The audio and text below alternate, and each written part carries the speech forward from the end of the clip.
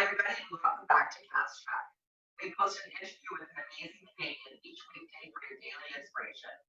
Today, I would like to introduce you to my dear friend, Kathy Osterland. Kathy is married to Albert, and we have two amazing children who are 6 and 2 years old. In addition to her family, Kathy is extremely passionate about contributing. She loves getting to dig deep into companies and figure out ways to make things more efficient and streamlined. Kathy also loves automation systems where they do not overcomplicate. That's nice. You will also see her crushing it on the volleyball court with her league friends. Friends who find her full bio attached. Kathy, thanks for joining us today. Thank you, Catherine. May we start with questions that I sent you this week? Yes. Awesome.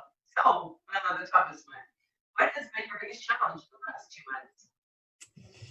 Yeah, I think I'm probably like a lot of other people, where it's just the monumental amount of change that has happened in the last 2 months has been, I always thought of myself as a resilient person, and I always welcome change, but it ended up being a heck of a lot of change.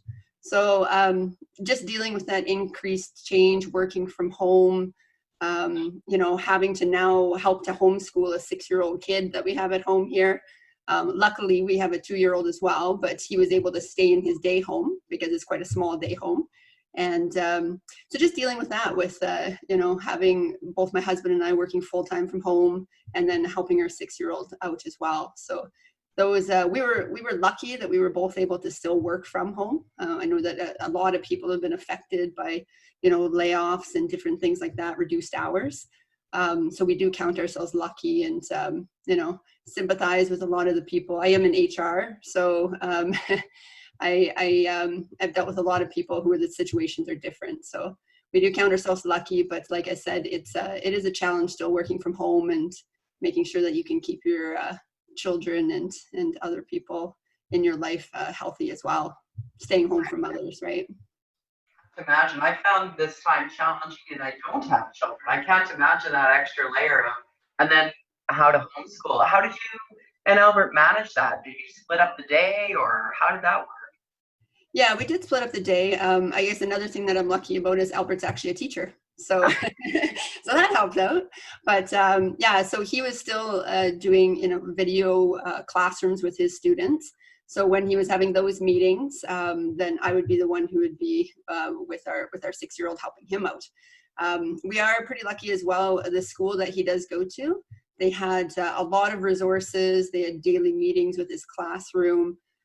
So we were actually pretty lucky that they were able to still have that level of education for him still. Wow, that's awesome. Yeah. Well, hopefully we're almost through that. Yeah, well, exactly. Hopefully in September, they'll all be going back, right? So. Yeah, good. Yeah. And what are the 3 things that you'd like to share with our audience today? Yeah, so I think, for myself, it was recognizing what was important. I've been working hard my whole life, like a lot of other people, and this time has actually really made me slow down. It's made me slow down a bit. It's still been busy, obviously, HR, so I'm dealing with a lot of things, but it's made me think more about what's important in my life. So obviously my family has always been important, but there has been times in my life where my work has taken over, and it has taken first place instead of my family. So it's kind of realigned me to recognize what's important, and to keep in touch with, friends that, or family I've been pushing off because I had that maybe illusion of being too busy with work all the time. So I think that's one of the most important things. And I think that a lot of other people should, take this time, if they haven't already, and recognize that, find out what's important to you. And maybe it is work, and maybe that is just what you want to do, and that's fine. But it's just recognizing that, what's most important to you. So I think that's important. The other thing is to make sure you're kind to yourself, and obviously to others as well. But during this time, like I said, there's been a lot of change. And so for a lot of people, it's been difficult to deal with that change. I don't think of myself as an extrovert.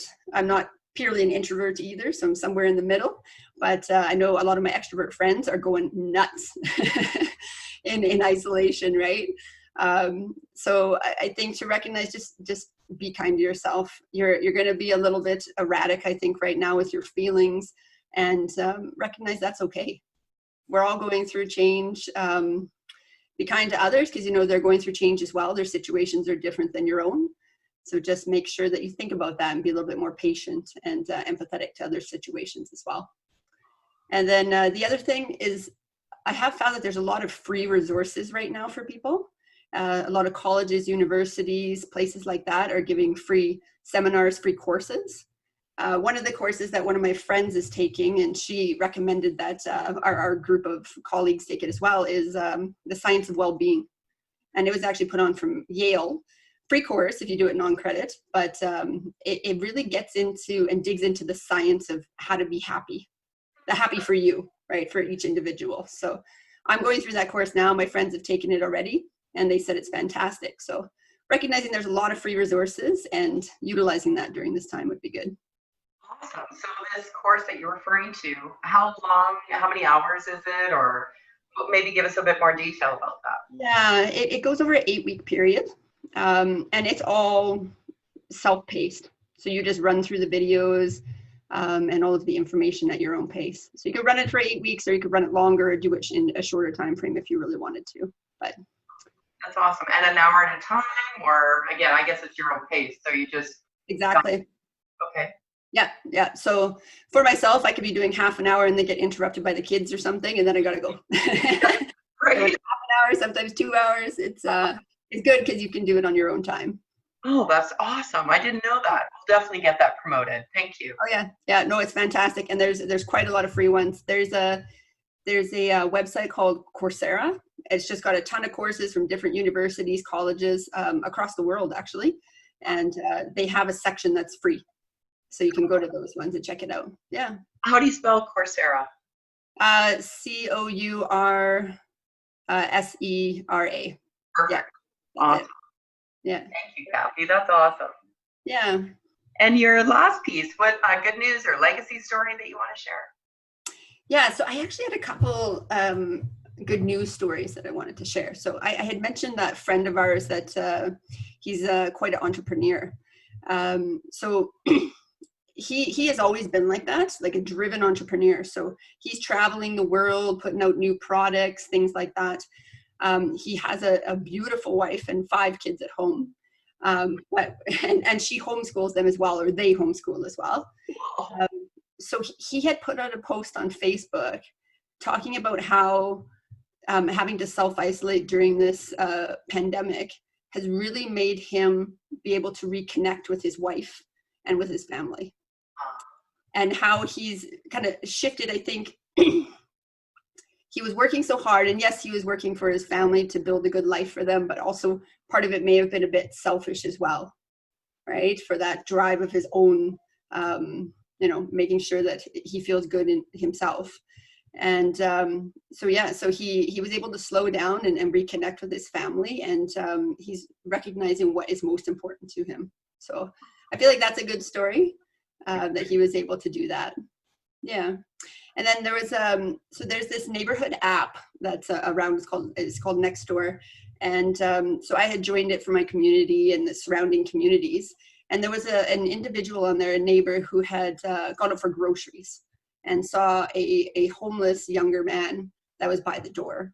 And so she talked to him and said, what do you need? And he's like, well, I really do need some shoes. This is like my size. So she found out all those things about him, and then she posted it on this app.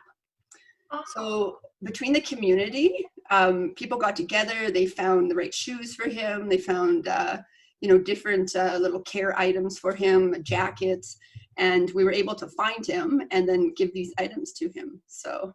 Wow. Yeah. So I think that's a great story about community and how we're coming together to help people during this time as well. Who built that app? I'm uncertain. I don't know who built it. It was interesting because I think it is actually worldwide. I think it's being used. And one day I came to my mailbox and a neighbor had signed up for it and put notices in everybody's mailbox to sign up for it. So. Wow. And sorry, Nextdoor? Yeah, Nextdoor is what it's called. Nextdoor. Yeah, so you can connect with your community specifically. And a lot of people use it as well for you know, if there's any crime or something like that as well happening in the community, they do use it for that as well. So it's Wow, great yeah, to know. I had no idea. yeah, it's a good little app. Awesome. Thank you, Kathy. You're welcome. I appreciate you sharing your time with us today. I'm so grateful. Oh, definitely. Thank you very much, Catherine. Thank you, Kathy. Well, everybody, that was Kathy Osterland. Thank you for another track with Fast Track. We'll look forward to seeing you next time.